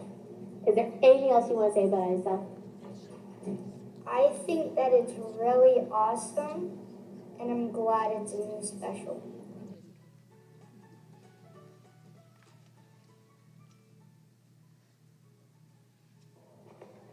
So the ASL program has been fantastic this year at Gum Springs. I have really enjoyed getting to implement the different games that Ms. Landers and Ms. Everett have taught our students. So they already know how to play them. So once they come in for our math centers, they're able to implement those without me having to explain. And I also think our students are doing better with some of their math, with their numbers and things like that. Well, we love to use the math games from ASL. My students come back so excited from it. And so they come back and teach me the game during our math class. So I started adding that into our rotation. And so as one of our math rotations each week, we'll pull one of those games in and they will play with it and teach each other and do variations of it. And so it's a great way for them to learn. Okay, so as you can tell, our classroom is not quiet. It is definitely hands-on, but we hope that you can see the kids are using the math vocabulary we're teaching them. In a couple of the videos, it's hard to hear, but they were actually explaining and using vocabulary like greater, less than, fewer, more. Like all these things that we're teaching them, they're doing it. And more than anything else, they're working together, which I think is a life skill that a lot of our kids don't get to always do very much, especially in the world of COVID. So they're getting to actually work together, talk about things, problem solve. We've been talking a lot about how it's kind of important to let them fail. Our highest achievers, they want to just give up when they don't know how to do a game like this, or if they don't win instantly. They just kind of sit there and like want to pout, and we're like, no, that's not how this is going to work. And so we're trying to boost them and know that like you learn through failure, you learn through mistakes. That's the best thing that you can do. And more important than any of that, they're having fun and they're enjoying it. What more do we want than our kids to come to school and have fun, especially in elementary school, right? Like, you don't get to do that much when you get bigger and older. So, any questions? As you can see, they're very passionate about this. So thank you for being patient, letting us going a little bit over. Yes. But it is something to be excited about what they're doing. It's definitely something we want to continue. So if anyone wants to come and visit, we welcome you to come and see it in life.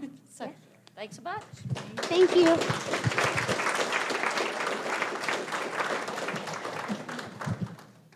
Thank you, Miss Ellis and team. And it's so exciting to see kids have fun learning, and that's what they just said. But another thing I heard in there that was really important to us as we talk about these visits is that student voice. Our kids have so much to say, and this gives them a voice to be engaged in the learning, and so it's powerful. So thank you again, and we are very proud of the work happening at Gum Springs, and thank you again, ladies, for leading the pledge.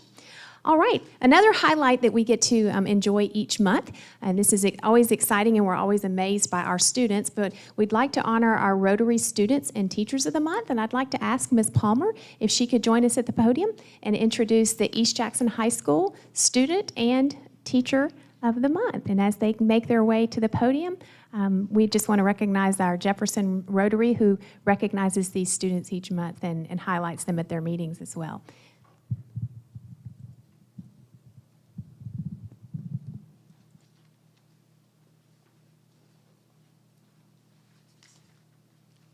Good evening, everyone. It is my pleasure to introduce the East Jackson High School Rotary Student of the Month, Caden Massey. And I believe Mom Amanda is back there. Okay. Right now, the courses that Caden is taking include AP Calculus, Dual Enrollment Sociology, Dual Enrollment Macroeconomics, and several segments of work-based learning. She's working at Candy Castle Christian Daycare Center. And she doesn't know this, but I took a good look at her transcript prior to this meeting tonight. She has 13 honors level courses on her transcript, 5 AP courses, and 6 dual enrollment courses. So think about the college credit that this young lady will have already earned before she ever leaves East Jackson High School. And that is a big thank you to our board for supporting those efforts and allowing our students to have those opportunities. And of course, she worked really hard for that too. And I must say, with her college courses, she didn't just take college courses and get credit, but she earned A's in her college courses. So we're very, very proud of her. She's also very active in our Beta Club, our FCA, the HOSA Club, and ESP, which is Extra Special People. She is a member of the competitive cheerleading team and the varsity sideline cheer. She has earned an academic letter. She is, or was a member of the 2021 Homecoming Court, AP Scholar. She has earned the UGA Certificate of Merit. She was a 2018-2019 All-Region cheerleader, captain of the varsity sideline cheer team, and she has earned her certification as a clinical medical assistant already. From other presentations, you've probably also noticed that at East Jackson High School, it's not only important to us that we have really good, solid academic students, but it's also really important to us that our students give back to our community. And this young lady has already logged over 200 hours of community service, doing things such as roadside pickup, I Serve Ministries, ESP Trunk or Treat, Kitty Cheer Camp, woo. Donating bags at the local Fostering Hope Clothes Closet, and in serving in the children's ministry at her church at Southside. And so she's a very, very busy young lady and maintains an incredible academic average. So I'm going to let Caden tell you a little bit about her plans after high school and introduce her most influential teacher. Hi. So right now I'm planning to attend Augusta University to earn my bachelor's degree of nursing. So I'd go for 4 years, you know. And then I plan to hopefully further my education as well to earn my master's so that I become a clinical nurse specialist as well. And then I'm somewhere in between there, try to do travel nursing as well. So this is Whitney Hardigree. She's my very inspirational teacher. I love her so much. She's just found like a way to really connect with all of her students. Like I remember freshman year, me and another student, Faith Hatcher, we walked in to her class for Intro to Healthcare, and we were just like, we have to sit at the front row. We have to sit at the front table because we want to be friends with her. Like, she just gives off this energy that we really just want to get to know her and just like really bond with her in that way. Like, not just to be like the teacher's pet or anything, but just because she's just like so welcoming. Like, you walk in and she's so smiling. You just want to tell her everything about your day, like everything going on in your life. And so she's just like, she's there to listen too, and she'll give her feedback, and it's so amazing. And we just have so much fun in her class. And I really miss her this year too, because I don't get to take any classes with her because I finished. So it's like really heartbreaking because I don't get to see her as much as I used to. But that bond is always just there, and she's really good at like keeping that strength with her students. And not only that, but she's like an amazing teacher. You learn so much. But I'm pretty sure she's like, almost everybody passed the CCMA that we took last year just because she's just amazing. She's just great at what she does, so she just really deserves this. So, yeah.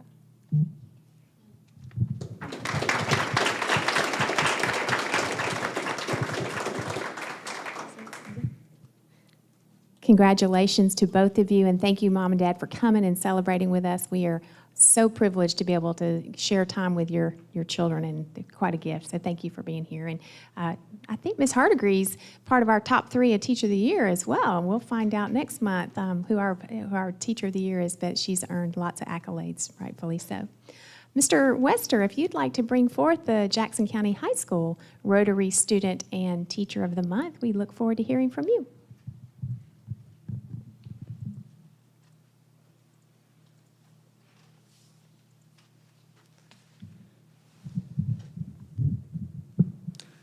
Good evening, Board, Dr. Howard, and guests. It's a pleasure to learn about Caden and all of her accomplishments at East Jackson. What an amazing young lady, and we're certainly proud of all that she's doing there. And of course, Ms. Hardegree, our students have a little bit of exposure to her this year as well, and we're excited for that opportunity for our kids as well.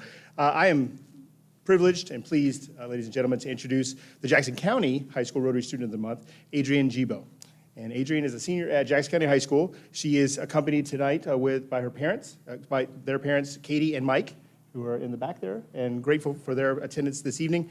Adrienne is currently taking AP Lit, and then they are one of our high school IB students, in our first cohort, and Adrienne is leading that effort with IB Theory of Knowledge, IB Chemistry, IB History, IB Math, which is Analysis and Approaches of Math, IB Biology, IB Spanish, and IB Language and Literature. Not an easy load for a senior, to be sure.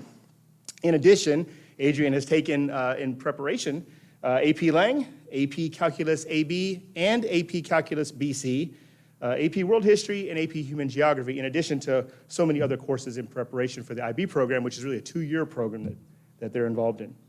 In addition, Adrienne is ranked first in the class currently for the class of 2022, and was a semifinalist for the Governor's Honors Program in both their sophomore and junior years.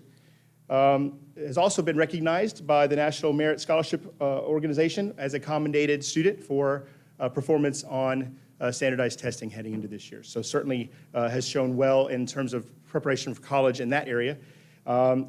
Also, just to show how well-rounded some of these young people are, Adrienne takes static trapeze as a hobby, and it's something that they enjoy. They are the vice president of the National Honor Society at our school. Adrienne has been the president of the Environmental Club for the last 2 years at our school, and very much involved in our recycling efforts at Jackson County High School. And Adrienne is a member of the Spanish Honor Society and the Beta Club, and somehow still finds time to work at Your Pie. So if you want some good pizza, you can go see Adrienne at Your Pie and get that going there. The staff member that Adrienne is recognizing tonight is Dr. Michelle Golden, our IB coordinator. And what I'd like to do at this time is turn the time over to Adrienne to talk about their future plans, as well as why Dr. Golden has had such a great influence on them. Adrienne, congratulations. Thank you. So I'm planning on going into education in the future. I'm applying to lots of colleges up north. Not really sure where I'm going to get in yet, but my top choice at the moment is the University of Chicago. See how that goes. I decided to recognize Dr. Golden as my most influential teacher. It was not a hard decision, let me tell you that. I actually forgot to tell her that I was going to put her as my most influential teacher. I just told her that I was the Rotary Student of the Month and just sort of assumed that she knew. But she's been really just done more for me than I could have ever wished for or asked for in the past 2.5 years that I've had her as my teacher. Not just academically, because she is an absolutely amazing teacher, both in theory of knowledge and English classes. But just personally, she's always made sure that I feel welcome and comfortable in her classes and whenever I'm with her, and she's never left me wondering if she cares about me, not just as a student, my grades and potential, but just as a person in general. And I'm really grateful for that. I would not be in the same place that I am today without her. So thank you for that.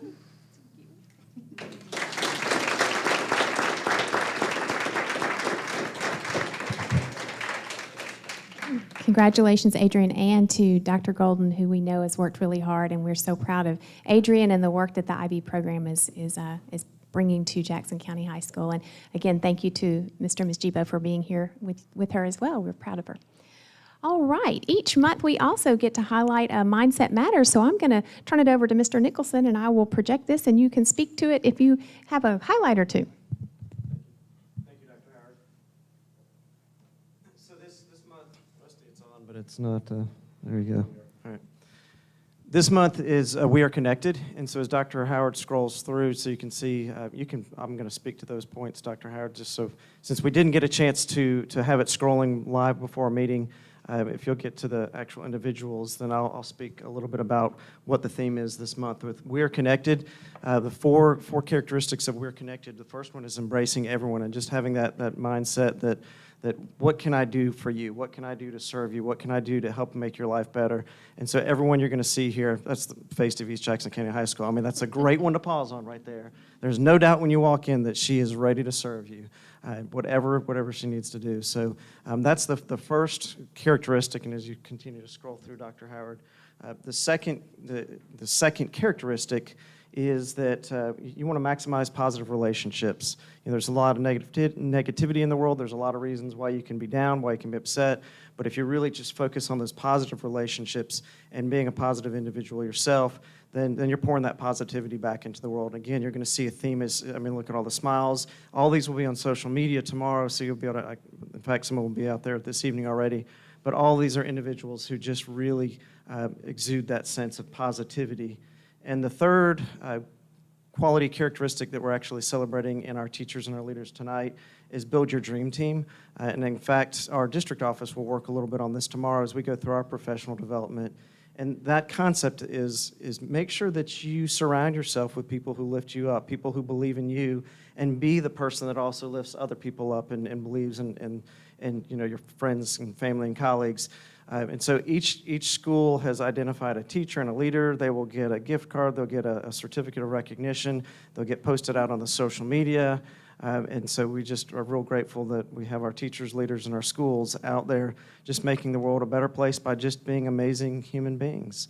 And so each and every one of these people just exudes that connection, that mindset of we're connected. So thank you for highlighting, and I believe that's the last one of the evening for Jackson Connect.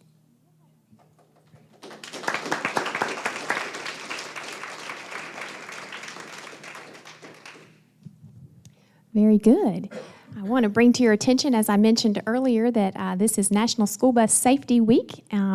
We all recognize the fact that we started off this year with challenges. COVID struck us pretty hard at the beginning of the year, but Mr. Farmer and his team have worked very hard, and we're in a much better place and very grateful for the tenacity and the perseverance through difficult times. And so this is an important week to highlight our school transportation department, and also Georgia School Bus Drivers Appreciation Day was today. So I want to send a shout out to our schools who lifted up our bus drivers. And Mr. Farmer, I don't know if there's anything you want to say at the podium, or don't want to lose an opportunity to get in front of a microphone. I knew somebody was going to say that, but I thought it would be Josh instead, but that's all right too. I just appreciate and want to say thank you to all my drivers and monitors. It's not only about today, but it's every day, but especially this week, we get the opportunity to celebrate them and what they do, because we say they're the first person that makes that first impression on a child in the morning and the last impression they make in the afternoon. So they set the tone in the morning, and they leave that tone in the afternoon. I'm very proud, very humble to be a part of our transportation department. As Dr. Howard said, we did struggle the first part of this year. We have suffered a lot of loss and a lot of tough situations that COVID has put us in. But in saying that, and of course driver shortages, but in saying that, I feel like we have rebounded, and we are coming out of that. And I'm very appreciative and very proud of my drivers, my monitors, my office staff, and very humbled to be a part of that and very appreciative. One thing I do want to say too, our theme is Be Safe, Know the Danger Zone. One initiative that our board and our superintendent has supported on our newer buses that we purchased last year was actually a 360 camera view, which allows that driver, when they stop, because one of the most dangerous times for a student is loading and unloading the bus. because there's so many moving parts around that takes place. What that camera allows us to do is that in the driver mirror on a bus, when that last position on that 3-position switch is turned to open the door, it allows that driver to have a view of the front of that bus, which is one of the most critical areas, especially when they cross the bus, and then the passenger side and the back of that bus. It does not take the place of mirrors, but what it does is just that extra layer of protection that we can give our students and our drivers when before they pull off, they can take one look and just make sure that they've got everybody and everything's clear. So I appreciate the board supporting and Dr. Howard supporting that initiative. One more thing, our Bendix mitigation system, which allows if somebody cuts us off, that system actually takes over and it will break that bus. It will stop that bus. It feels like you're on a shaky roller coaster. Reminds me of the Scream Machine, I believe it is, the old wooden roller coaster.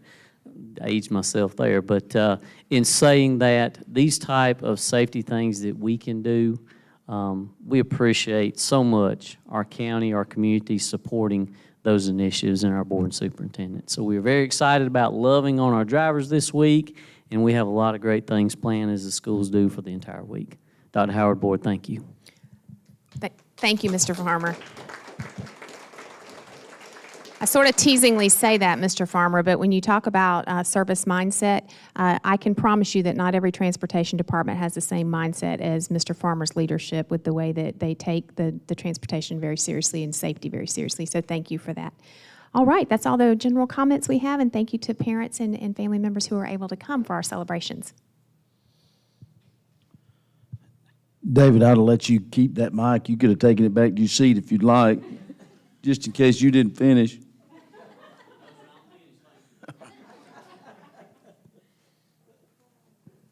We'll continue on with our agenda. Our next item is public comment. Dr. Howard, would you like to read the procedures as relates to public comment? Yes, sir, I'll be happy to. Procedures for public participation as approved by the board. Any person concerned with an administrative question or issue should exhaust all administrative channels before presenting it to the superintendent and/or the board. This may include meeting with teachers, assistant principals, and other central office staff. A copy of the board's policy, which details the guidelines for participation in board meetings, should be given to approved speaker. In addressing the board, the speaker should use the lectern and microphone, if provided, it's right behind Mr. Gilbert, and should give his or her name, address, and the group, if any, for which he or she represents. He or she should speak to the board and not to the audience. The presentation should be as brief as possible, yet include all pertinent information. Unless an extension is granted, each speaker is limited to 3 minutes. Multiple speakers from a group or organization must appoint a single spokesperson to address the board. Others speaking on the same subject will be limited to 1 minute. Questions, suggestions, proposals, or criticisms which are presented verbally should also be submitted in writing prior to the meeting or at the meeting prior to speaking, signed by the individual or the spokesperson of the group appearing before the board. Speakers should be reminded as a point of information that members of the board have no authority to act as individuals in official matters. Personnel issues involving individual employees, issues involving individual students, and pending litigation are not subjects for public comment. No profane or vulgar language or personal abuse against any person by a speaker will be permitted. The board may not respond to comments or questions by citizens in their presentations, but may, at their discretion, direct the superintendent to respond on behalf of the board after all comments, questions, and presentations have been taken under advisement within 5 working days. Any member of the Board of Education shall be free to respond and make public comments at any meeting of the Board of Education if he or she elects to do so.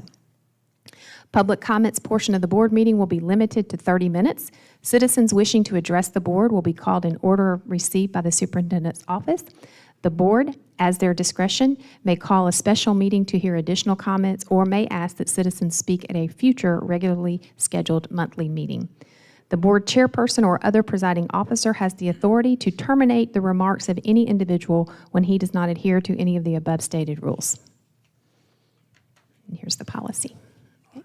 Dr. Howard, thank you for that. We had a couple of individuals requesting, contacted the board office to speak tonight. The first one was Ms.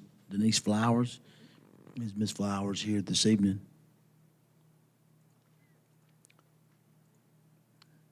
She must have changed her mind. Next one was Gary Griffiths. Is Gary here?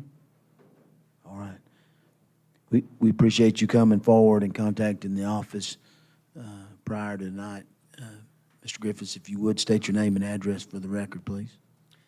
First off, Gary Griffiths, address is 2223 Cotton Gin Road. I want to thank the board for everything that you guys do for all of our kids. Thank you, Ms. Howard, and appreciate your service. My recommendation is that you guys use KSA for your search going forward. He did a pretty good presentation. That's good to know. We appreciate that. All is good. You won't be charged any of that time, so continue. Well, I was going to submit the bill to the doctor a little bit later for that. I wanted to talk just a brief moment about the assembly that was called at my daughter's school regarding the lick, hitting the lick deal that was going on.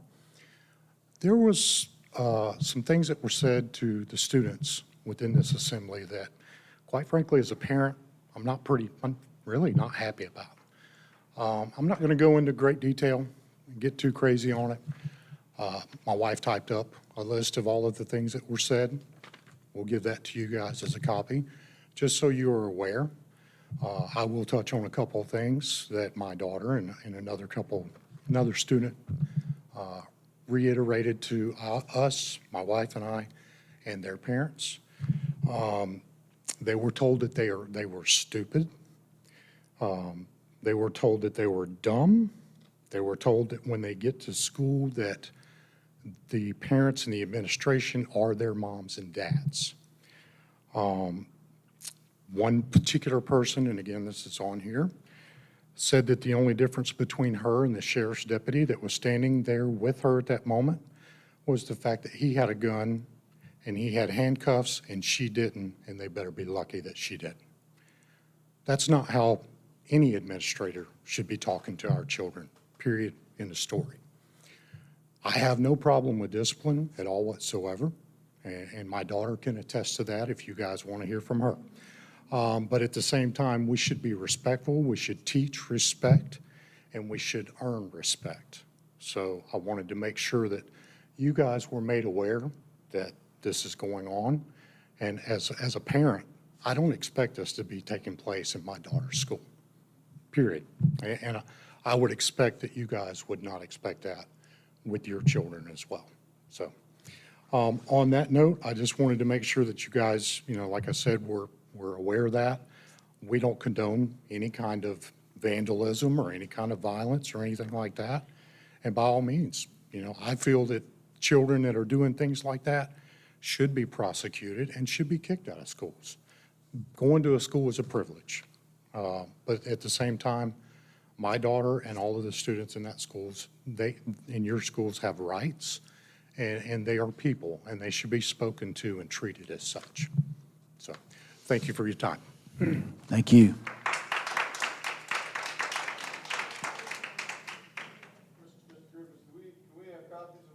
Yeah, my wife's got a copy. We'll present it to her, and that way you guys can go through it. If she just has one, can they give it to you and make copies?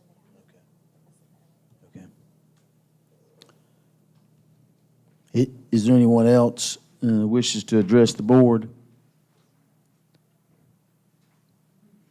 Seeing none, we'll close this portion of public comment of our meeting, and our next item is executive session to discuss real estate and personnel. Do I have a motion? So I have a motion to go into executive session, discuss real estate and personnel. Do I have a second? So I have a motion and a second. All in favor? All right, that's unanimous. We will exit for brief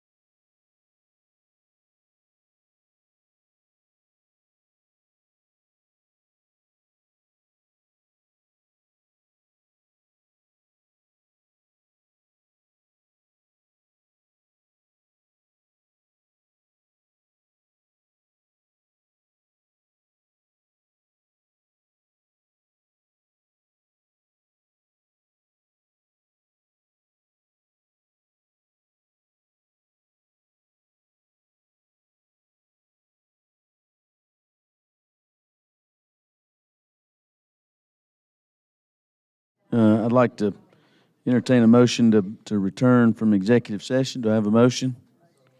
So I have a motion and I have a second. All in favor? That's unanimous. Our next item is going to, I'd like to amend the agenda one more time, and that is going to be the items under item 7, the action items.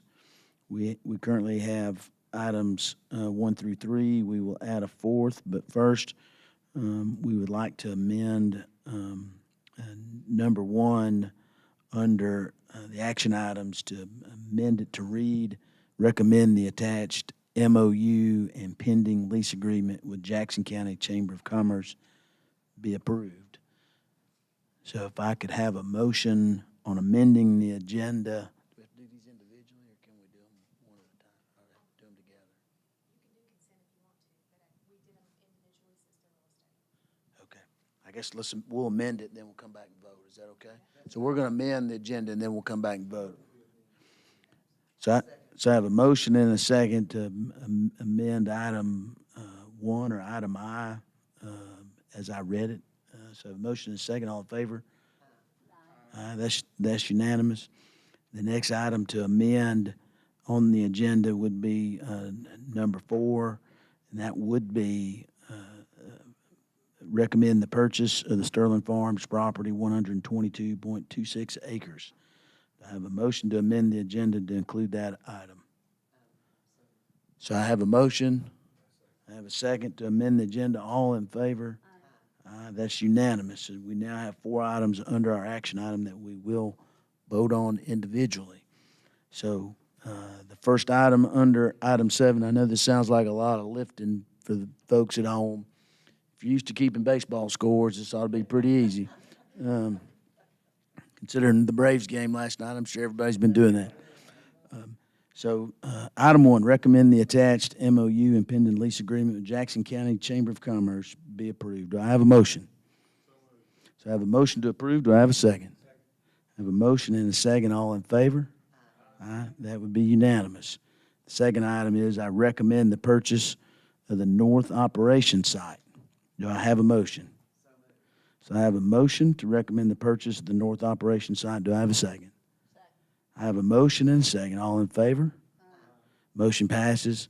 Item 3, I recommend the attached redistricting map request be submitted to the Georgia Legislative Reapportionment Office. That'd be item 3. Do I have a motion to approve this? So I have a motion. Do I have a second? I have a motion and a second. All in favor? It's unanimous. Number 4 is purchase of the Sterling Farms property, 122.26 acres. Do I have a motion? Motion to approve. I have a second. All in favor? That's unanimous. Next item on our agenda is going to be our consent agenda. All members have had an opportunity to review this agenda. Does anyone have any further questions before we get a motion to approve? Hearing none, do I have a motion to approve the consent agenda as submitted? I have a motion. I have a second. All in favor? Aye, that's unanimous.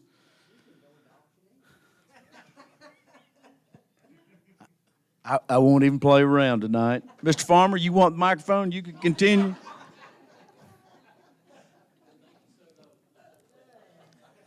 Who says engineers don't have humor? We stand adjourned. Thank you.